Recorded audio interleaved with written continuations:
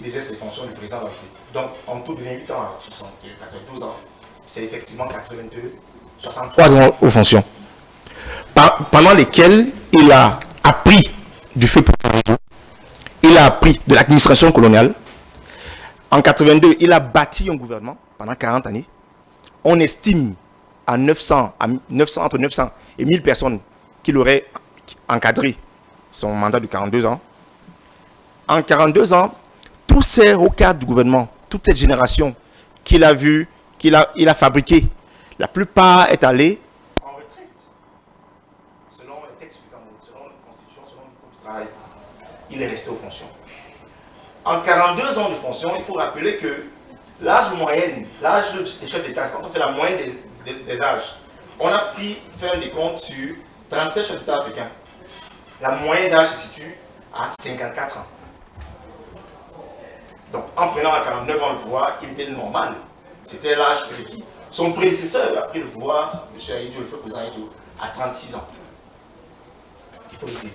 Et quand on fait un peu le bilan de tous ces bilans, il convoque le fait que son bilan soit négatif. C'est lui qui le dit.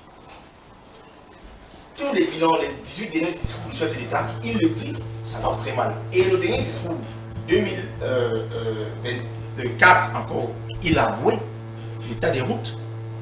La CNI, on est incapable, avec 42 ans, d'accorder, de donner une CNI aux Camerounais. Je ne parle pas du cas d'électeur, c'est encore plus compliqué. En 42 ans, il indique que 8000 foyers ont de l'eau potable à Yaoundé. Je vous rappelle que 8000 foyers, c'est la moitié des habitants de Malangué, hôpital général. La moitié. Là-bas, ils sont 17 000.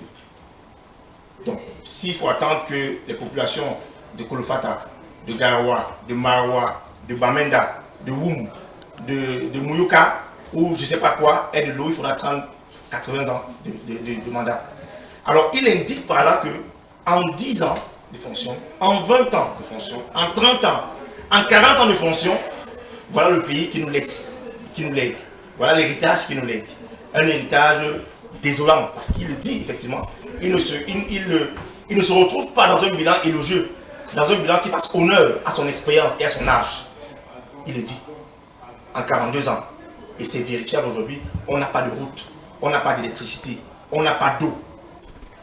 Il faut le dire qu'en 42 ans, on a un code électoral qui est à revoir. Et l'ECAM l'a dit.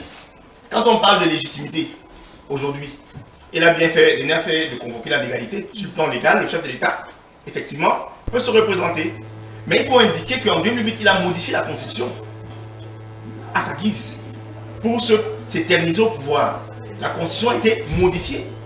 Et quand elle est modifiée, cela veut dire quoi? Cela veut dire qu'il y a un ensemble de mécanismes qui visent à perpétuer son pouvoir.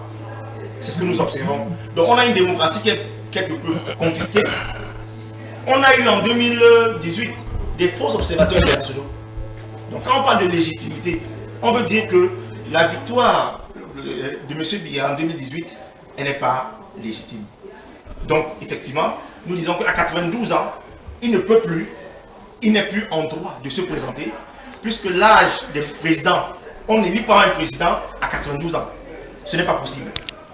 Deuxième point, le niveau de corruption qu'il y a dans ce pays, le niveau de gabégie qu'il y a dans ce pays, les records que nous avons eu en termes de pays le plus corrompu au monde, ce qu'il décrit, il n'arrive pas à régler. Il n'arrive pas à régler ces questions-là.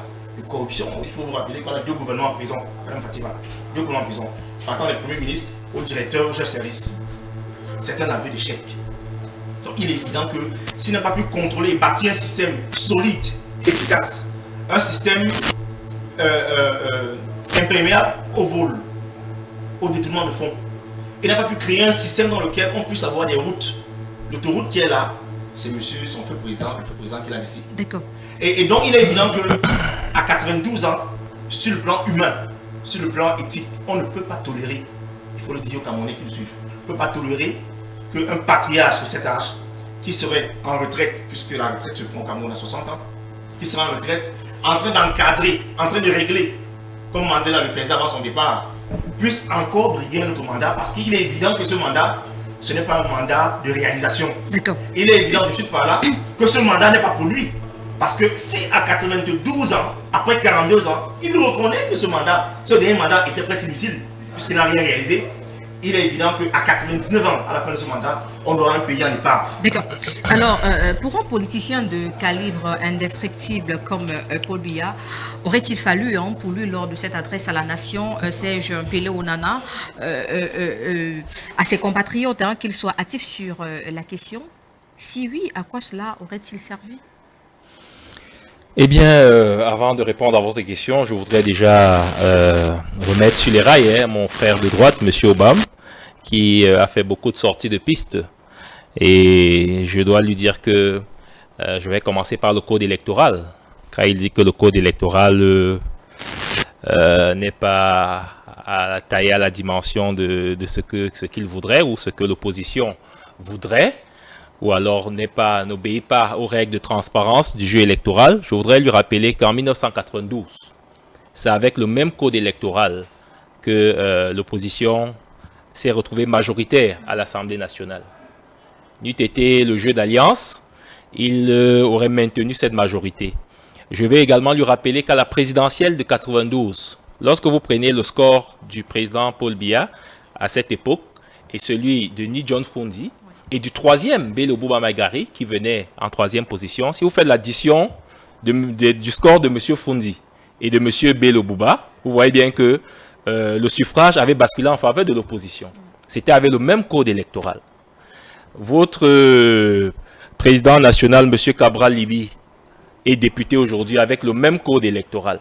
Donc, vous voyez que c'est un faux débat de questionner, d'invoquer ici le code électoral, parce qu'en réalité, le même code électoral vous a donné de bons résultats par le passé, au SDF en particulier, n'est-ce pas, et à d'autres partis politiques.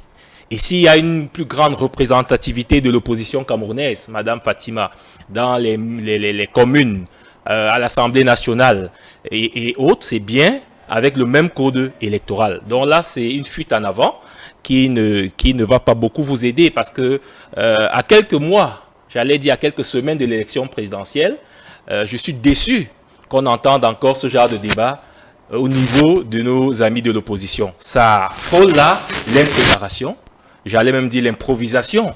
Est-ce qu'on doit comprendre que le code électoral, tant que voulu par certains partis de l'opposition, ne sera pas revu avant la prochaine présidentielle? Est-ce qu'il est revu de cette manière? On se lève un bon matin, on demande de réviser le code électoral. Il y a un organe, le Parlement, qui est là pour les questions de loi.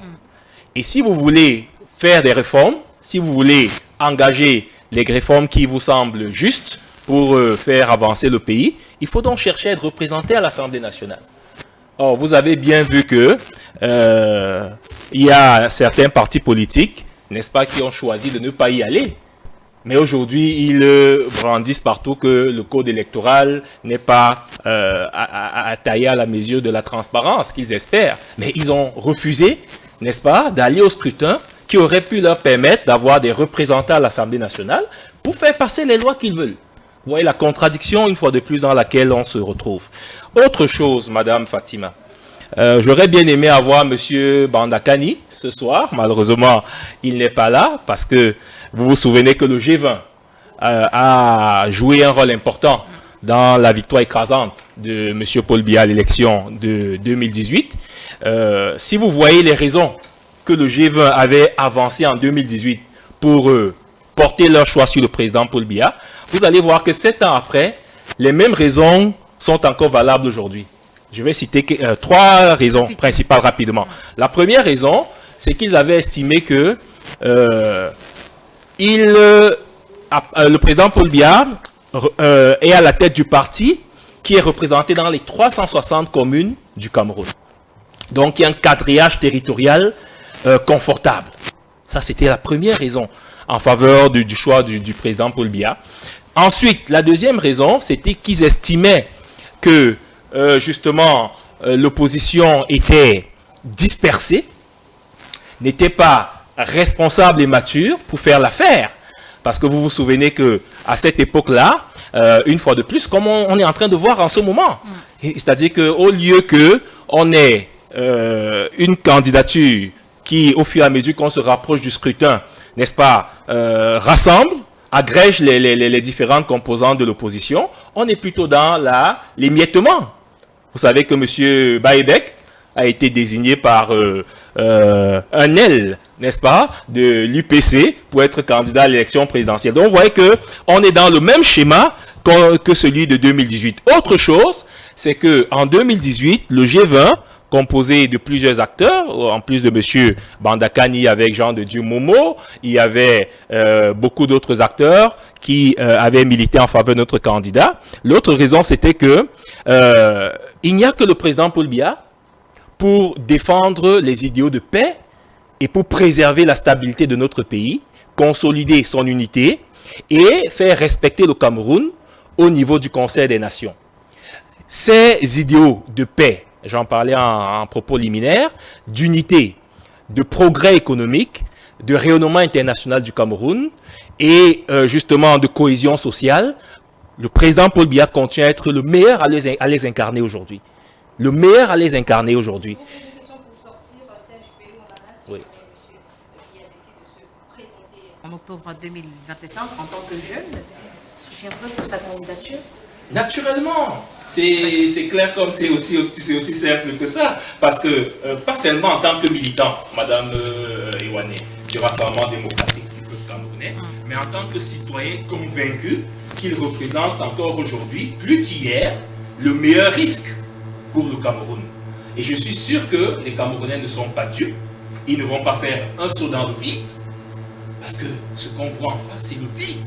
Il n'y a rien. C'est une coquille vide que cette opposition nous présente. Et c'est dommage, Madame Fatima, parce que la démocratie que le président Paul Biya souhaite laisser au Cameroun, c'est une démocratie enviable. Il y a démocratie lorsqu'il y a match. Mais chaque fois qu'on a l'impression que dans notre élection, dans nos différents scrutins, depuis 1992, à l'exception de 92, où il y avait eu match, on a l'impression qu'il n'y a pas match.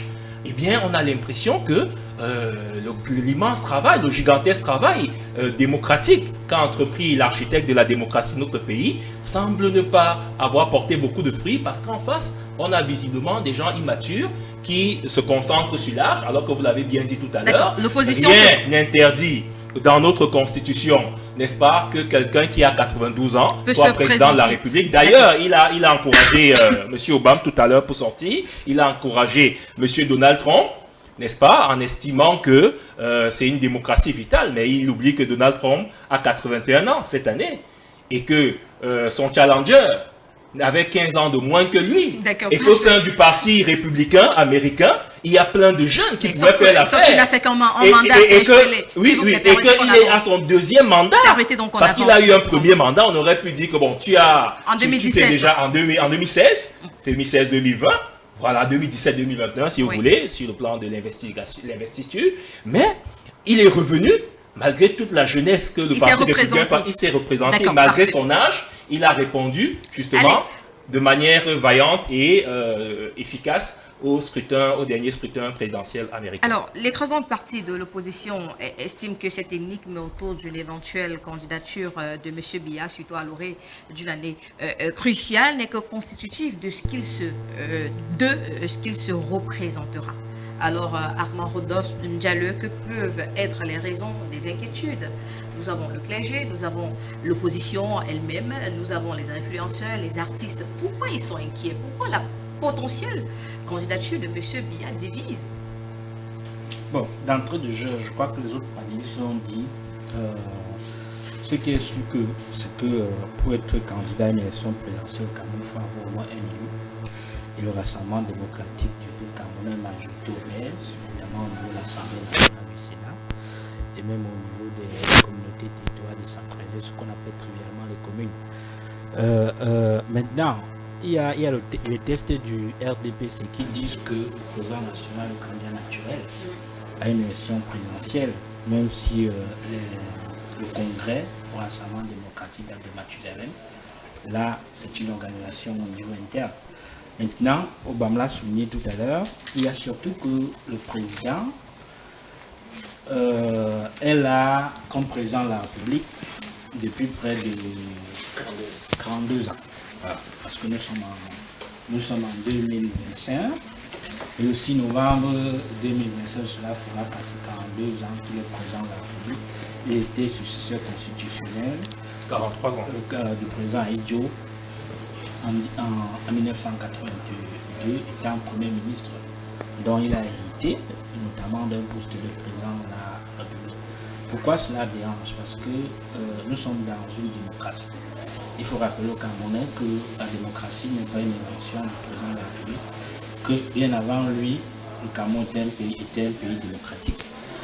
Et que quand on regarde notamment l'échiquier politique aujourd'hui, comparativement à ce que j'ai entendu notamment sur ce plateau, si on était véritablement dans une démocratie et que le pouvoir vient de Dieu, c'est que l'actuel président de la République n'est pas le président de la République du vrai Cameroun. Voilà, parce que vous allez voir que il y a eu Onel et autres quand l'organisation des élections était sous la tutelle de ce qu'on avait appelé à l'époque le ministère de l'administration territoriale et la décentralisation. Aujourd'hui, c'est deux ministères qui sont quasiment un peu disloqués. Et quand vous voyez qu'il y a Onel 1, Onel 2, et qu'en 1992, le SDF a gagné les élections, et que c'est notamment la machine, qu'on peut dire institutionnelle, qui a fait en sorte que le pouvoir soit là où on sait aujourd'hui. Donc à ce niveau-là, le pouvoir ne vient pas de Dieu, mais des hommes. Parce que si c'était la volonté de Dieu, c'est qu'aujourd'hui, il y a eu alternance à la tête notamment du Cameroun. J'ai aussi suivi qu'il y a, au niveau du code électoral, il y a eu beaucoup de modifications. Parce que quand vous regardez, il y a eu Onel 1, il y a eu Onel 2. Et quand vous regardez notamment le travail fait par le Social-Démocratique Front, qui à l'époque avait quand même une majorité écrasante, assez suffisante, notamment au niveau de l'Assemblée nationale. À cette époque, il n'y avait pas encore de là. Vous allez voir que le SDF avait fait un travail de fond. Pourquoi qui de Onel 1 à Onel 2 aujourd'hui à Elégan, même si la quasi-totalité de la panoplie des membres de l'ECAM sont des anciens militants du Rassemblement démocratique du peuple camerounais, ce qui est une entorse maintenant au jeu électoral. Si, comme on l'a dit, le président de la République est un candidat d'une formation politique, il y a que ça dérange, pourquoi je l'ai dit, il y a le poids de l'âge. Il y a que son bilan pose également problème. Et quand on regarde son bilan, on voit que le Cameroun, qui est un pays qui veut être émergent, c'est-à-dire qui veut peser, notamment au niveau de l'échiquier mondial. Vous voyez que le président de la République se déplace difficilement. On le voit simplement qu'il accorde des audiences, même à Yaoundé. Est-ce parce qu'il se déplace difficilement que le pays n'est pas géré? Naturellement, s'il y a inondation du côté de l'extrême nord, et qu'un évêque vous dit que il faut même d'abord qu'on nous donne un peu le diable, entre guillemets, parce que c'est une figure de style, pour qu'on voit s'il peut venir faire plus que celui qui est là actuellement. Ça veut donc dire quoi? Ça veut dire que quand il y a inondation, on ne voit pas celui qui est en chef. Quand les gens sont inondés, il y a partout dans la maison, on vient, on vous donne une couverture, un seau. Et puis à côté, on met une boîte de sardines et 1,5 kg de riz. Vous allez dormir ou vous allez manger ça. Je parle trivialement, voilà, ce que l'évêque qui vit au quotidien, qui reçoit des sinistrés, qui les loge dans les écoles catholiques, se pose la question de savoir comment est-ce que les gens peuvent être à l'aise chez eux et que, puisque la démocratie c'est quoi? C'est que les gens ont délégué des pouvoirs des représentants élus. Le président de la République était représentant élu et en 2018, il me semble qu'il a eu la majorité au BF, mais c'était une élection contestée. Ça veut donc dire que si une partie de ces électorats dans le Grand Nord a des soucis, on a besoin de voir le président de la République physiquement aller compatir. Cela se voit partout dans le monde. Vous avez vu comment dernièrement Sarkozy s'est déplacé, je crois que c'était du côté de Mayotte, pour notamment aller consoler des gens après une catastrophe. Après... Mais M. Biya ne se rend pas sur le terrain, mais il envoie quand même non. son gouvernement. Ceux qu'il envoie ne sont pas ceux qui ont été nommés. C'est donc pour ça qu'il peut être dans la capitale politique, qui ont été élus. Il peut être dans la capitale politique et il parle d'un problème d'autoroute. Ça veut dire qu'on a fait des rapports et il n'y a pas une vérification sur le terrain, lui-même personne physique.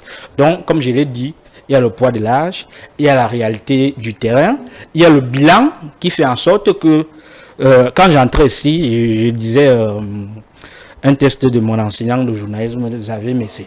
Celui qui m'enseigne la presse écrite au niveau 2, il estimait qu'il a emprunté aujourd'hui, je crois, un Maroc sans publicité, avec un autoconfort directeur publication du quotidien L'économie, qui allait imprimer son journal au Maroc.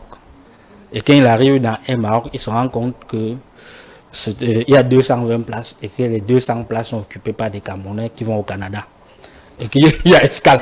Écoutez, c'est Camerounais. Et puis le titre de son test était que le Cameroun se vide. Voilà. Je vous donne donc l'échiquier. Et il a terminé en disant que si tous les Camerounais vont au Canada, qui vont voter en 2025, en octobre, si ce n'est pas véritablement anticipé.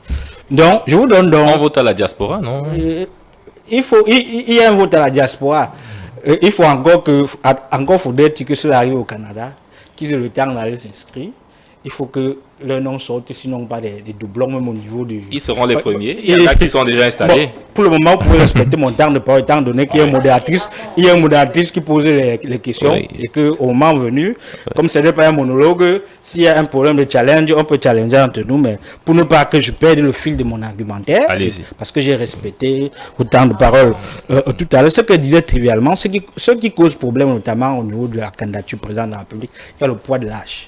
La longévité au pouvoir, et également que M. Obama du Parti Camerounais pour la Conciliation nationale a dit tout à l'heure, il y a un bilan qui est, je ne veux pas utiliser un terme catastrophique, mais un bilan que tout le monde sait, n'est-ce pas? D'accord. Si, parce que au moment où on nous suit, on est en train de nous suivre actuellement là, vous allez voir des quartiers à 0 pas de chez nous où l'électricité fait le va-et-vient, c'est-à-dire ça part quand ça revient, ouais, comment les enfants applaudissent au 21e siècle.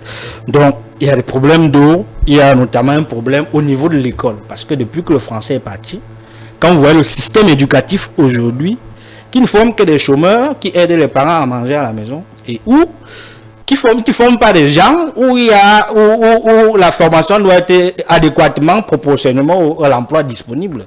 Donc il y a tout ça qui fait en sorte que les Camerounais doivent s'interroger, notamment des religieux, notamment sur une probable candidature de l'actuel chef de l'État à une élection en 2025. Parfait. Amand Rodolphe Ndiaye, avant justement la présidentielle de 2025, beaucoup estiment qu'il faut faire un véritable rajeunissement au sein de certaines formations politiques. Actuellement, on a quelques partis qui essayent de se démarquer sur le terrain. On a justement le SDF, le MRC, le PCRN. Est-ce que vous êtes du même avis, Alain Tongo?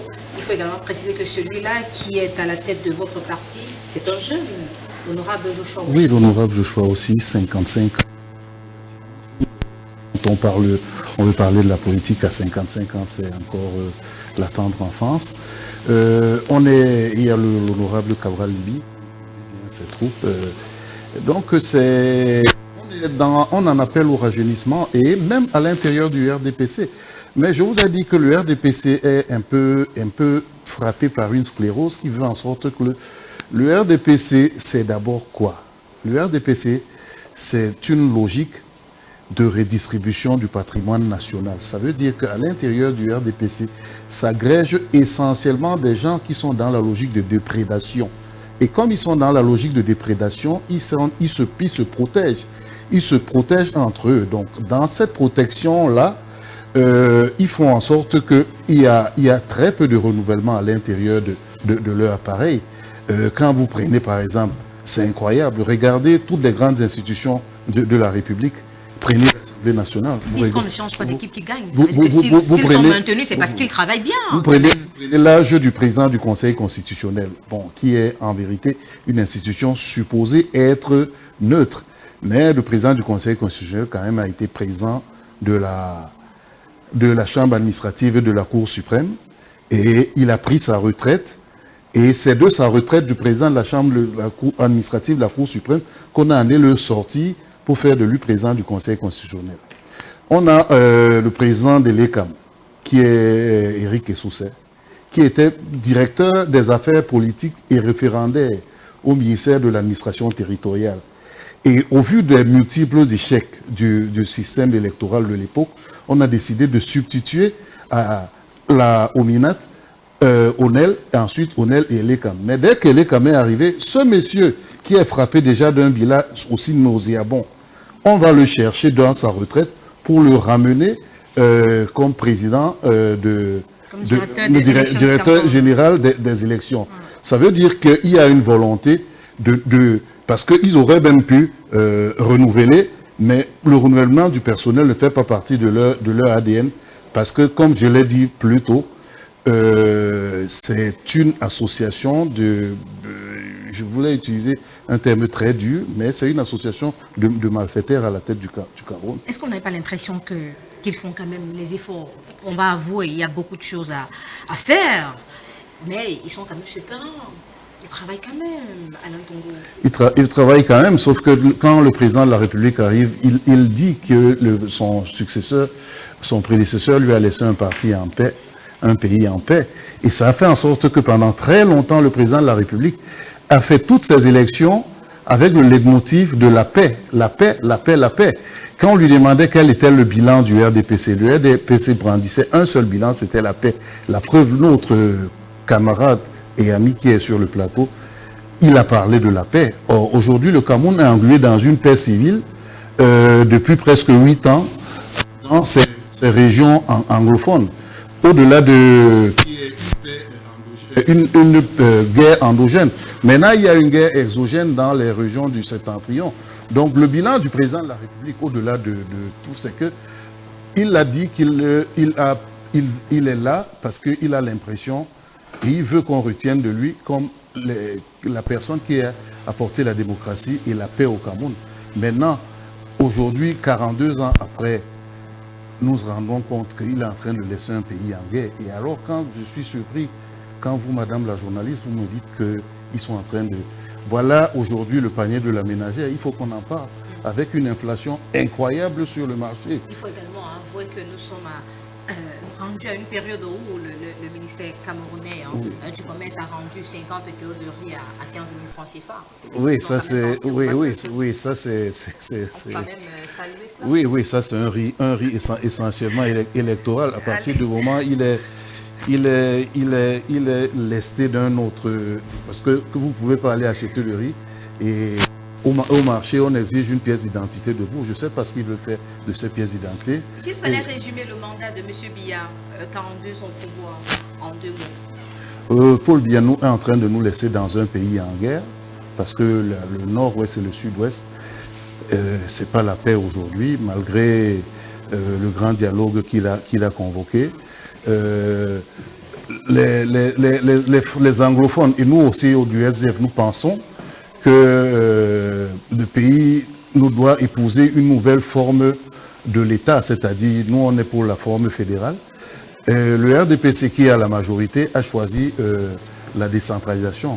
Malheureusement, la décentralisation qui a été prescrite par la tripartite en 1992 n'a été inscrite dans la constitution du Cameroun qu'en 1996. Et puis de 1996 à maintenant, la mise sur place des régions. Et maintenant, nous attendons le transfert effectif des moyens vers les régions, malheureusement. Le parti, comme je vous ai dit, c'est un parti qui tient, il tient le pays. Ils n'entendent pas laisser les brides du pays pour que tous les citoyens en bénéficient. C'est pour ça qu'ils préfèrent comme garder de façon hyper centralisée le pouvoir à Yaoundé, parce que quand vous gardez le pouvoir hyper centralisé, vous gardez aussi les ressources de l'État. C'est de ça qu'il s'agit. Ça, c'est votre position. Non, c'est pas ma position, c'est ce que nous constatons. D'accord. Vous, de l'opposition, parce que c'est pas la même appréciation au sein du Rassemblement démocratique. Ben, nous sommes au sorti du grand dialogue national. Eux-mêmes, ils ont dit, nous allons désormais, au niveau des régions, voilà le pourcentage du budget de l'État que nous allons transmettre au niveau des régions. Est-ce que c'est effectif? La question, c'est pas moi. On va certainement revenir avec le RDPC. Alors, Serge Pelé Onana, pour un homme d'État au destin prodigieux, comme l'atteste d'ailleurs le documentaire à son nom distillé à travers le pays, un tel énigme entretenu autour de la candidature du président national de votre parti, n'est-elle pas questionnable? Est-ce qu'on ne devrait pas s'appesantir là-dessus, Serge Pelé Onana? Eh bien, je voudrais rappeler à mes co-panélistes que en 2018, le président Paul Biya avait déjà 85 ans. Donc, il n'était pas jeune, mais il a compéti face aux jeunes, à l'instar de M. Cabral Libi, M. Joshua Oshi, et vous connaissez les scores. pendant qu'il a obtenu 7 sur, c'est un peu plus de 7 sur 10. Les jeunes comme Cabral Libi a eu 0,6 sur 10. Monsieur Joshua aussi a eu 0,3 sur 10. Donc le peuple a tranché. En 2011, le président Paul Biya était toujours âgé. Il avait, 2011 je crois, il était à 78 ans. Donc près de 80. Là aussi les scores étaient presque similaires. Il y avait des Kawala, très jeunes, très dynamiques, les Olivier Billet, des gens pleins de vigueur. Le peuple avait encore sanctionné la jeunesse, cette fois-là. Donc, je pense que manquer de respect ou alors mépriser la candidature du président de la République, son Excellence Paul Biya, serait simplement un mépris à l'endroit du peuple camerounais. Ou alors, oui, estimer que c'est un... S'il vous plaît, je vous ai écouté. Voilà, elle n'est pas défendable, le peuple nous en dira en octobre prochain. Ce n'est pas malheureusement à vous de le dire. Le peuple appréciera, n'est-ce pas, si elle est maladroite comme candidature, si c'est un abus, ainsi de suite. Mais le président Paul Biya l'a toujours dit, il ne s'est pas maintenu aux affaires par la force, Madame Ewane. C'est toujours par la volonté du peuple camerounais. Le jour où le peuple camerounais ne voudra plus de lui et qu'il va choisir un jeune comme M. Cabral Libi, nous, RDPC, respectons les institutions et les résultats des scrutins. Nous n'avons jamais contesté les résultats là où nous avons été battus. Le RDPC a connu des défaites dans certaines zones de notre pays. En 2018, on a été battu au Vouri, un grand département. Vous avez entendu un militant du RDPC contester le résultat? Jamais. En 96, vous avez perdu toutes les villes essentielles du Cameroun et vous avez, par tricherie, installé des délégués du gouvernement au-dessus des maires qui étaient élus. Okay. Ça, c'est ce que je veux rappeler. Ok. Que vous perdez et vous prenez par un mécanisme de légalité qui vous est propre, vous reprenez le pouvoir entièrement. D'accord. Je dis donc que il faut qu'on se comprenne là-dessus. Le peuple décidera en octobre 2025 si le président Paul Biya, au cas où il confirme, parce que statutairement, il est notre candidat, maintenant il doit le confirmer du point de vue personnel. Il peut justement accuser justement de la fatigue ou alors connaître des soucis de santé. Ce sont des hypothèses, même si personne de nous ici ne connaît son bilan de santé ou alors, n'est-ce pas, n'a accès à son carnet de santé.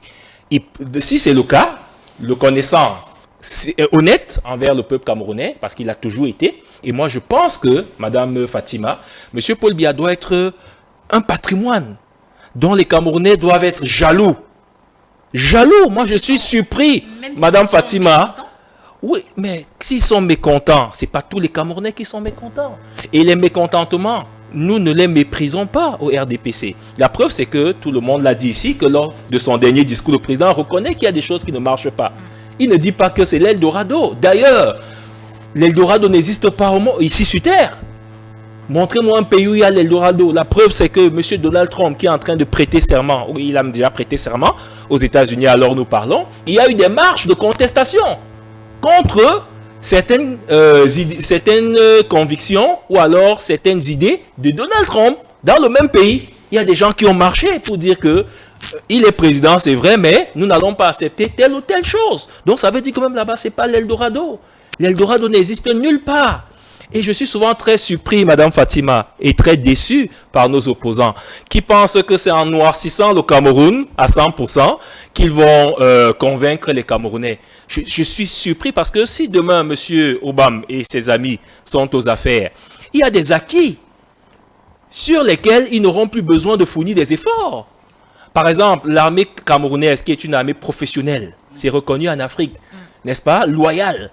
On voit comment elle a maintenu la stabilité sous la houlette du chef des forces armées, le président Paul Biya, avec tellement de professionnalisme. Si vous arrivez aux affaires, vous allez dissoudre ou alors remplacer, créer, former de nouveaux militaires. Vous allez créer une nouvelle école de militaires interarmées. Je pense pas. Si vous arrivez aux affaires, la diplomatie camerounaise est une diplomatie rayonnante. La preuve, l'élection de M. Philémon Yan à la 79e Assemblée Générale des Nations Unies l'a encore démontré.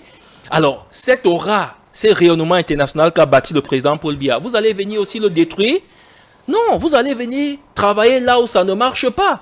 Mais vouloir laisser croire aux Camerounais que tout va mal et que lorsque vous allez arriver, l'eau sera disponible partout au même moment, vous serez omniprésent, c'est-à-dire que M. Cabral Libi sera à la fois à Douala, dans l'extrême nord, au nord-ouest au même moment.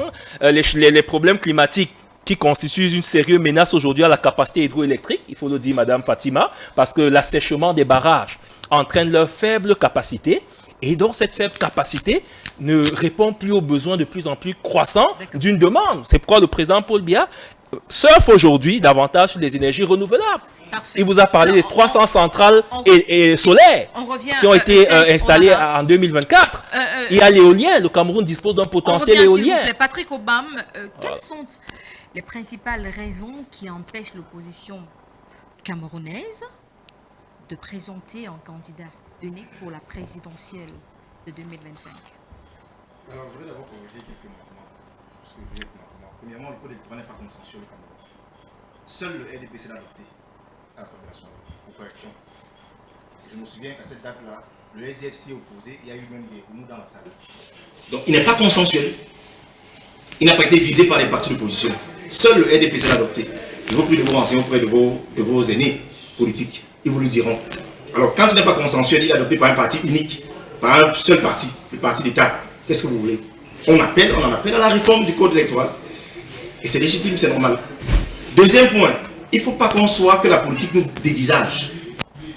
Nous sommes dans un pays et on a un héritage. Et le chef de l'État a dit qu'il parlait de rigueur et de moralisation. 42 ans après, il conclut qu'il n'y a pas de rigueur, il n'y a pas de moralisation. Il y a l'immoralité du sommet à la base. C'est lui qui le dit. Je vais convoquer une des phrases du feu professeur Charles Ateba Iné, qui est de l'arrondissement de Lodov, qui disait qu'un État doit définir ce que c'est que la valeur. On doit s'accorder dans un pays sur ce que c'est que la valeur et l'éthique. Il disait qu'on doit définir ce que c'est que le Panthéon. Qui doit entrer dans le Panthéon au Cameroun? Quelle est la référence morale? Ça nous pose un problème aujourd'hui. M. Biya risque de laisser un État sans identité. Un État sans visage. Parce qu'il y a des États qui s'identifient par un critère de moralité. Les Burkinabés disent, écoutez, nous sommes un pays des hommes intègres. Et les Camerounais, c'est le vol, c'est le faux. Ce n'est pas nous qui le disons, hein. Ce sont les rapports. Quand on a un bilan d'un gouvernement, de deux gouvernements présents, M. Serge, ce n'est pas nous les opposants. Quand des Camerounais sont arrêtés pour détournement de fonds, ce n'est pas les opposants qui le disent. Non, attention. Quand le délégué général de l'Assemblée nationale constate que les routes sont alors en épave et qu'on a régressé d'il y a 40 ans, 50 ans, ce n'est pas l'opposition qui le dit. Attention. Non, ce n'est pas l'opposition qui le dit. Quand le chef de l'État parle des voleurs à code blanc, ce n'est pas l'opposition qui noircit le Cameroun. Ça se voit à Mondovision. Cette chaîne est suivie à Mondovision sur le plan international. Attention. Donc, il faut se questionner sur le Cameroun, c'est une curiosité mondiale. Qu'est-ce que nous voulons laisser comme héritage et qu'est-ce que M. Biya veut laisser comme héritage? Dans un pays où il est effectivement élu à 70% et plus, mais dans un pays, il n'y a pas d'électricité. Et il y a la pauvreté. Là, vous n'êtes pas en train de répondre. Non, je reviens à cette question. On n'a plus de temps. Je reviens. À ma question, je reviens. Et donc, je dis que c'est une curiosité de savoir qu'il est élu et que ceux qui vont les lire, même dans l'extrême nord, n'ont pas de route, n'ont pas d'eau, n'ont pas d'électricité. C'est un scandale là-bas. J'y vais constamment. Ce qu'on appelle extrême nord, la route Maroua, Garoua, c'est inimaginable. Alors l'opposition, il faut le dire, travaille au quotidien. L'opposition travaille. Et une des techniques utilisées par le gouvernement, effectivement, c'est la création dans l'opposition des partis de l'opposition. Mais je vous assure, et je peux vous dire, l'opposition a travaillé dans le projet du code électoral consensuel à travers l'Union pour le changement. Vous avez vu les résultats. Ces partis politiques ont apporté 80 amendements adressés au chef de l'État, au cabinet civil. Et récemment encore, Mme Thomas l'a dit, quand elle a interpellé le chef de l'État, monsieur le chef de l'État, voilà, pour que les élections de 2025 soient des élections apaisées, pour qu'il y ait moins de risques de troubles à l'ordre, pour qu'il y ait moins de conflits, de guerres et d'éventuelles guerres. Quand la démocratie est embrigadée, Mme Fatima, quand le pouvoir est confisqué, quand les Camerounais ont faim, ils ne mangent pas, quand il n'y a pas d'électricité, okay, quand les gens peuvent se vanter en disant que le bilan est élogieux, quand on a dépensé plus de 800 milliards dans les centrales énergétiques sans voir de l'énergie, Quand on nous prélève dans nos taxes, dans nos impôts, les impôts qui montrent le jour, nous prélèvent 110 francs pour une centrale, pour une Sonara qu'on ne voit pas. Il y a des risques d'implosion. Et donc on a interpellé le chef de l'État. Je reviens sur votre question. Rapidement, oui. Et il a dit qu'il n'a pas reçu le document. Qui a été déposé depuis 2021. Donc l'opposition travaille, et il ne faut pas donner l'impression que l'opposition ne s'entend pas. Elle travaille. Et avant les échéances électorales, vous allez voir des visages qui vont se découvrir au fur et à mesure. La primaire, c'est pour quand? Non, ça ne nous concerne pas. Ça nous concerne pas. Il y a un travail, non, il faut le dire aux Camerounais. Il faut le dire aux citoyens, vous avez annoncé une primaire. Je ne suis pas certain que une primaire au sein de l'ATP qui va choisir un candidat de l'ATP. Mais moi, nous, en tant que citoyen, je veux voir les autres de cette primaire. Je le dis ici. On ne sait jamais. Dans l'opposition, il y a eu deux tendances. Pour reprendre votre question, deux tendances. Il y a une tendance fédéraliste qui pense que la coalition, c'est un consensus, c'est une concertation, c'est une discussion. Vous comprenez? Et là, on s'accorde qu'il faut s'entendre et on travaille ces questions-là. Je veux passer ces leaders, vous les connaissez tous. L'honorable aussi, l'honorable Libi et les autres travaillent ces questions. Il y a une tendance de l'opposition qui pense que c'est l'alignement. Il faut s'aligner autour d'un homme. Ce que nous dénonçons, et nous travaillons à ce que l'autre côté, qui est une forme d'alliance pour l'alignement, ce côté-là, nous essayons de leur amener à la raison, et on y travaille. Et quand ce travail aura abouti à un résultat quand même satisfaisant, on va se prononcer. Comme on s'est prononcé sur de nombreux chantiers auxquels nous avons adopté des positions communes. À combien de jours de l'élection? S'il vous plaît, on va bientôt sortir de cette émission dans pratiquement 10 minutes, pas plus. Armand Rodolphe Ndialeu, je prends le risque de vous poser cette question. Vous êtes un homme du terrain, vous avez couvert pas mal de campagnes, on va le dire comme ça, depuis le 2 janvier 2025. Les Camerounais sont en train de s'inscrire sur les listes électorales. Est-ce que vous avez l'impression que plus que jamais, ils sont déterminés à faire partie le pouvoir en place? Oui, il faut surtout dire que les Camerounais n'ont pas besoin d'une candidature unique de l'opposition. Voilà. Parce que quand vous regardez l'historique de l'élection dans certains pays comme la France, si on veut revenir en Afrique, un peu comme au Sénégal, vous allez voir que des partis font des coalitions, notamment en termes d'idéologie. Le social-démocrate, il faut être un parti socialiste. Le PCRN également. Bon, dans une moindre mesure, parce que les idéologies ne concordent pas trop. Le mouvement pour la renaissance du Cameroun, beaucoup ne savent pas, mais tend beaucoup plus vers le libéralisme du Rassemblement démocratique camerounais. Donc, quand le RDPC fait une communication qui fait une candidature unique de l'opposition pour battre le Rassemblement démocratique camerounais, c'est une forme de tricherie politique. Pas le RDPC. Ça veut dire que je dis que même le G20 s'est désolidarisé de l'opposition en 2018. Même ceux qui sont, même ceux respectez mon temps de parole. C'est une parenthèse. Si vous ne respectez pas mon temps de parole, ça devient un problème. Ça veut dire que tout à l'heure vous coupez parce que je suis très mal élevé aussi. Il n'y aura pas de tout à l'heure. On va pas arriver à ce niveau. Donc ce que je veux dire trivialement, c'est que ce que vous dites que candidature unique de l'opposition, c'est de la mafia, c'est du banditisme intellectuel. Le PCN peut choisir ses alliés. Si les Camerounais estiment que le PCN peut gagner les élections, on l'a vu avec les Ousmane Sonko, notamment au niveau du Sénégal. Et vous payez même certaines personnes qui pensent qu'ils sont des opposants, qui passent sur les partis, sur les plateaux de télévision, qui disent qu'il a la même idéologie, que non, il faut une candidature. On n'a pas besoin d'une candidature unique de l'opposition, étant donné qu'un parti politique, c'est son idéologie. Tu ne peux pas être centriste, tu peux pas. Il faut qu'on se comprenne. Ce n'est pas un problème de. Même le RDPC n'est pas représenté au niveau du territoire. Le nom du chef de l'État est comme Jésus, c'est-à-dire c'est un fonds de commerce. Au moment où il n'est plus là, vous allez voir comment ceux qui chantent, qui se louangent aujourd'hui. La preuve, c'est que vous parlez tout à l'heure du G20. Dans le G20, vous avez ceux qui critiquaient le chef de l'État aujourd'hui, quand ils ont été affamés, ils ont retrouvé la mangeoire. D'accord. Aujourd'hui, quand ils ont... Rapidement, Armand, s'il te plaît, quelles sont les tendances vous ne posez pas, vous ne savez pas vous qui... plaît. Les tendances par rapport à quoi? Par rapport aux inscriptions sur les listes électorales. Les inscriptions vont crescendo. Les Camerounais savent qu'au moment venu, ils vont lire ce qu'on appelle des projets de société qu'on présente notamment pendant les campagnes. Parce que pendant les campagnes, on présente des projets de société, les partis politiques ont des programmes, on présente des projets de société. Les Camerounais vont estimer que le candidat qui sera idéal. Parce qu'on va en parler tout à l'heure du code électoral qui n'est pas consensuel. Le RDPC ne peut pas gagner une élection à 2 tours au Cameroun. Quand vous prenez l'expérience de 92, on nous dit qu'Adamou Damjo était à 0 pas de Fundi, alors que techniquement c'est Fundi qui a gagné les élections. Si l'élection était à 2 tours, si l'élection était à 2 tours, c'est ce que vous avez dit. Mais Adamou avait fait un grand score. D'accord, malheureusement. Je reprends ce que vous avez dit, n'est-ce pas? Mais vous avez oublié que Adamou Damjo en 92 a également fait un score, même s'il était dans ce qu'on a appelé l'Union pour le changement. Un score assez. C'était pas le même code électoral. Je vous ai rectifié tout à l'heure, vous ne l'avez pas compris. D'accord, parfait. Parce qu'il y a eu des modifications du code électoral d'honneur 1 à honneur 2. Et l'actuel code électoral, il y a beaucoup de propositions du social-démocrate qui font. Parfait. Et il y a aussi vous êtes énormément à cause de vous. Il y a aussi énormément. Il y a aussi énormément. Vous ne pouvez pas. Oui, parce que vous êtes arrivé en retard. Écoutez, vous êtes arrivé en retard. Je suis arrivé, vous m'avez présenté les téléspectateurs, n'ont pas su que j'ai eu un retard pour la C'est bien d'être représenté au on n'a pas besoin de ça. On n'a pas besoin de ça parce que Macron n'était pas représenté. Mais il a gagné les élections en France. Ça, c'est encore une autre mafia. On n'a pas besoin d'être représenté.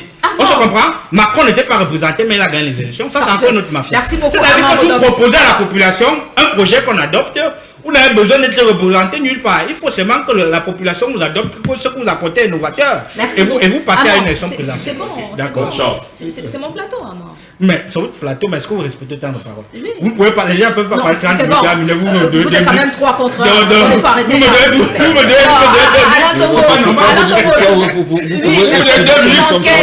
Alors, Alain Tongo, je vais vous poser cette question. C'est vrai, vous avez 1 minute également, tout le monde. Est-ce que toute cette mobilisation autour de la candidature de M. Biya ne vous fait pas peur? C'est vrai, il y a l'opposition, il y a le clergé, il y a les influenceurs, il y a les artistes camerounais, il y a même certains Camerounais.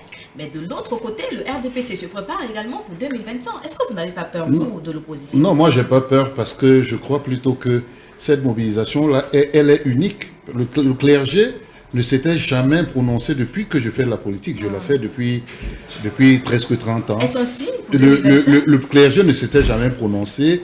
Je suis surpris, même les artistes qui sont généralement très timorés, ne s'étaient jamais prononcés. Donc aujourd'hui, c'est l'État du Cameroun en général qui fait en sorte que personne ne peut confier son destin à un monsieur de 90 ans. D'accord. Ouais.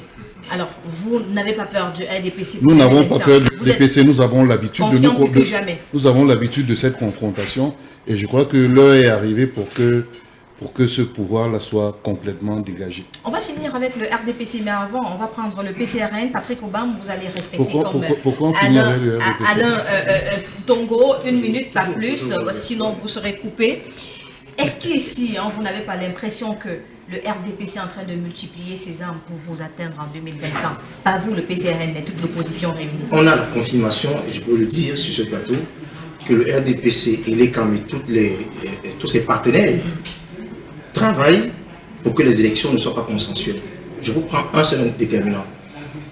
Et les CAM, après qu'on ait inscrit en 2024, nous annonce qu'il y a eu un chamboulement dans le fichier électoral.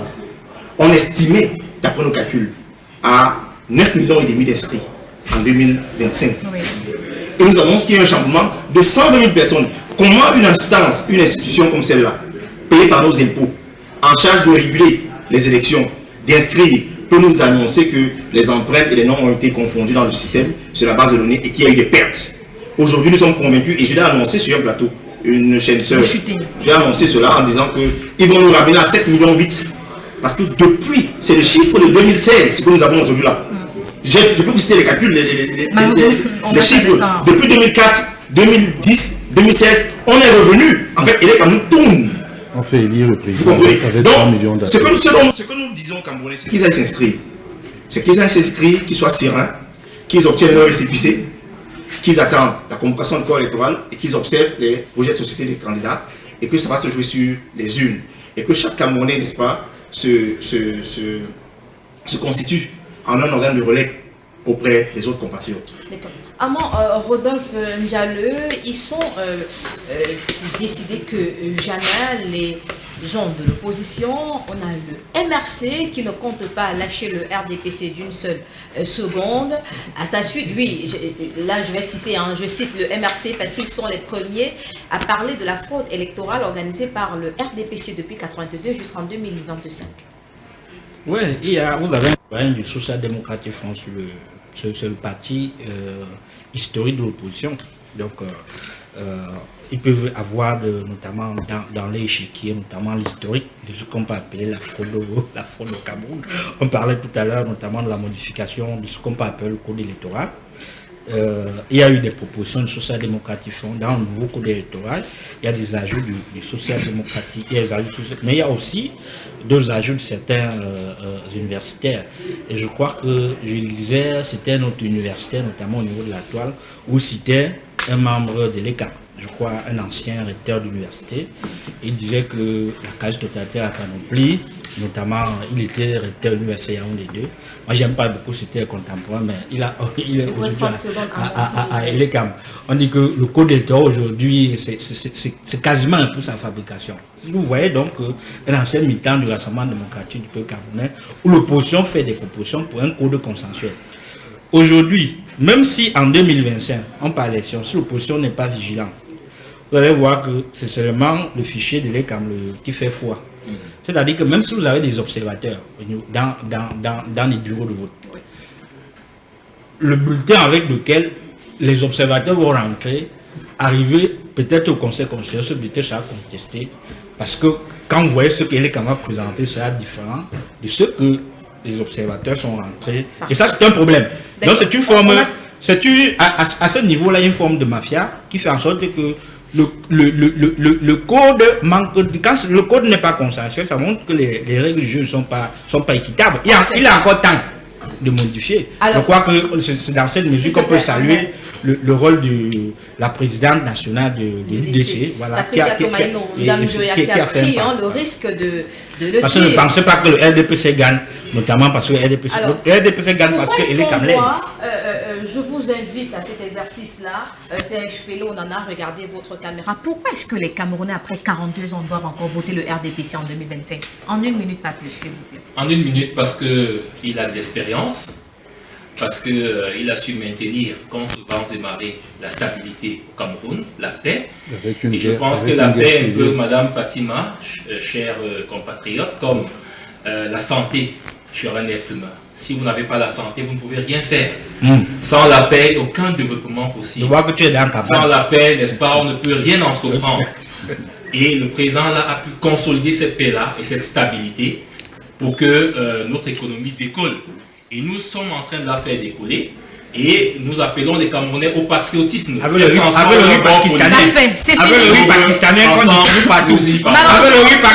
qu'on distribue partout. Oui. Parce que vous voyez que même le riz chinois, c'est bon. Le Pakistan, on distribue le riz pakistanais. Notre micro ne passe plus malheureusement. Allez, infiniment merci à tous les quatre. Alain Francis Tongo, coordonnateur SDF Vaury, infiniment merci d'avoir accepté notre invitation. Merci. On espère vous recevoir très bientôt. Assez bientôt.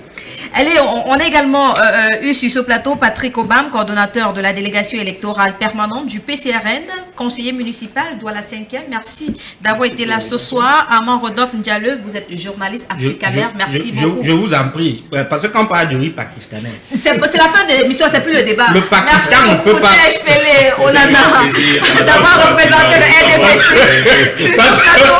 On ne peut pas le riz pakistanais. À vous à la maison.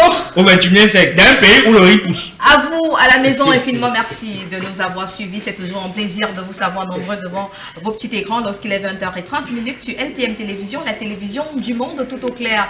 Première sortie de la semaine, c'est terminé. N'oubliez pas, les programmes se poursuivent sur nos antennes. À 22h, vous aurez votre émission spirituelle. D'ici là, portez-vous bien. Bonsoir. Merci. Dialogue.